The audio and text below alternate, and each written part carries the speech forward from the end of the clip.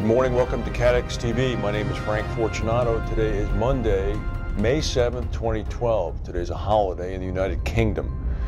There's been some very interesting election news over the past few days. Of course, yesterday, the president of France was changed. It's President Francois Hollande that's coming in now on May 15th. He's a socialist. He's pledging to buck Europe's austerity trend. He appeared last night before supporters, pledging once again to finish with austerity. He defeated Nicolas Sarkozy 52 to 48%. Also in Greece, it seems that voters have turned out politicians who impose the austerity packages economically on that country. A far-right group was brought in, bringing the coalition into complete disarray. No one quite knows what's going to happen. The Athens Stock Exchange has tumbled as a result. And also in Germany, the headquarters, if you will, of austerity, Angela Merkel's party suffered a loss at the ballot box in the state of Schleswig-Holstein yesterday, indicating a sharp rebuke to that government on austerity measures.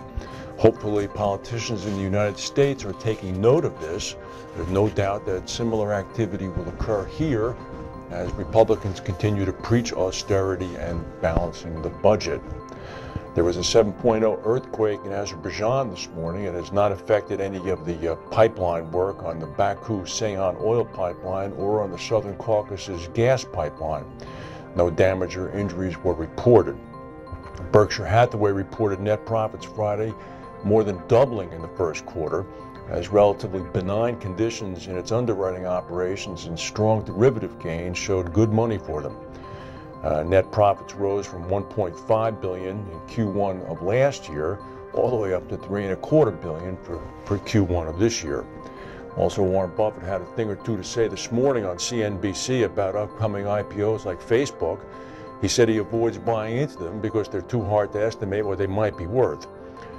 He said that there's so much hype involved with IPOs that he typically does not even get involved with them. He says the real test is looking at how a company is going to fare within 10 years. Flagstone Reinsurance down in Bermuda reported net income in the first quarter of 2012 at $39 million. That's pretty good compared to a loss of $161 million for the same period last year. They cut down their gross written premiums by about half, all the way down to $170 million compared to $350 million for the year before. Part of that involved non-renewing and not picking up business from certain clients as they continue to focus their underwriting book on only sure bets or as sure as possible bets.